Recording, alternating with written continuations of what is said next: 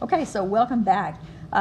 This is your last video that we're going to talk about with complex conjugates that will be new material. And so again, or complex numbers, I should say, and this is the division part of it. So the division is a little bit more intense than the add, subtract, or the multiply. And so complex conjugates, I've mentioned to you before if you might have watched the video. And when we talked about foiling or, and you had something like x plus 2 and x minus 2, remember when we foiled that, okay, what always happened every time is your two middle terms always canceled out, and you got x squared minus 4. And we actually call that the difference of two squares. So if you recognize that when factoring, it's very easy to go backwards, okay? Well, these are called conjugates of each other, okay? So what makes them conjugates is the fact that they are the same numbers with an opposite sign in the middle. And when you FOIL them, what always happens is those middle two terms cancel out. And so a lot of times that is very beneficial with when we're working with radicals or we're working with imaginary numbers. So again, a complex conjugate, a plus bi and a minus bi. Okay? Now, we'll also mention later on, we're going to do radicals, and that would also be the same for, let me put a letter in there, a plus b square root of something would be, the opposite would be a minus b square root of something. Those would be for square roots. We'll do some of those. So when we have a division problem, the rule that we use, and for some of you that are going on to trig, this is something that you'll see more in trig probably than you do trig and calculus, I should say, than it pertains to anything else in Algebra 2.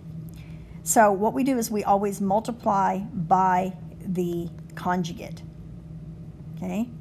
Top and bottom, okay? Because that's going to keep it equivalent. Got to do both top and bottom. And from there, now it just becomes a distributive property in a FOIL.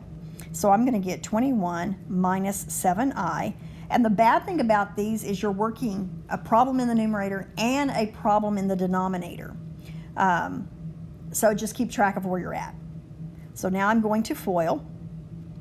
And again, if you remember the objective and you've written these correctly, your answer should cancel out. So when I do FOIL, I've got 9 outside and inside, minus 3i plus 3i. Those are going to cancel. And then I've got minus I squared. Okay? We know that I squared is a negative 1, right? So I squared is a negative 1.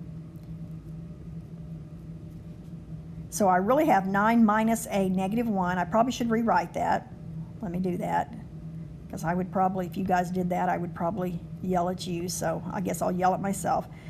21 minus 7i, let's just hang on to that.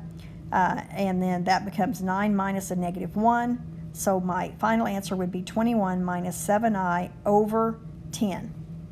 Now, let me make one more statement. I am okay with that. That to me is an acceptable answer. If you are possibly doing,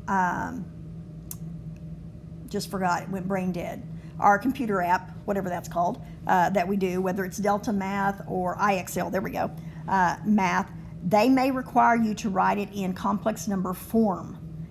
That would be to break this apart. So 21 over 10 minus 7i over 10. So remember that 10 is under both. So this would be your complex number correctly. Okay?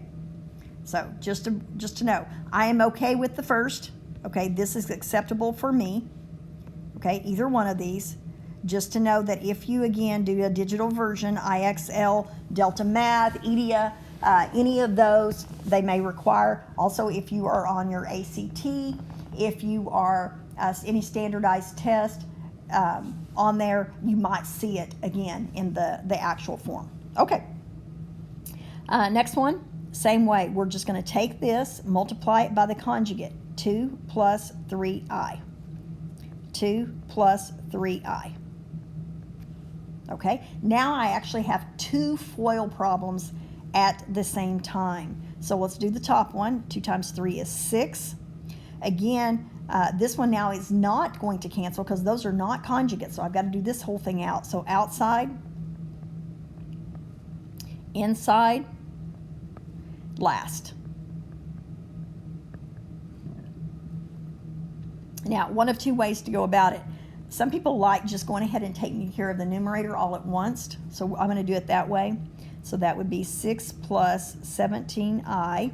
And again, I know that's a -1, so that makes that minus 12. So this is -6 plus 17i. Okay?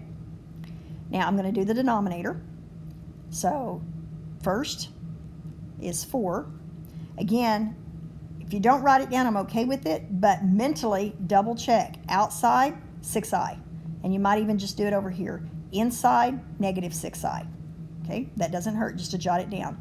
Minus 9i squared. Again, I squared is a -1. -1 times a -9 would be a +9. And then that is over 13. Guys, here's the thing. When you multiply, and the whole reason for doing this, again, the objective of why we do it this way, is every time when you multiply these two together, you're going to end up with a whole number or an integer in the denominator. Okay? A real number, in other words. So, see, you now no longer have an imaginary number in the denominator. Okay? So again, if I want to rewrite this, it would be a -6/13 plus 7i over 13. And again, a lot of times, I didn't write it on that way on the last. Let's go ahead and do that. That I is out to the side like that. Okay?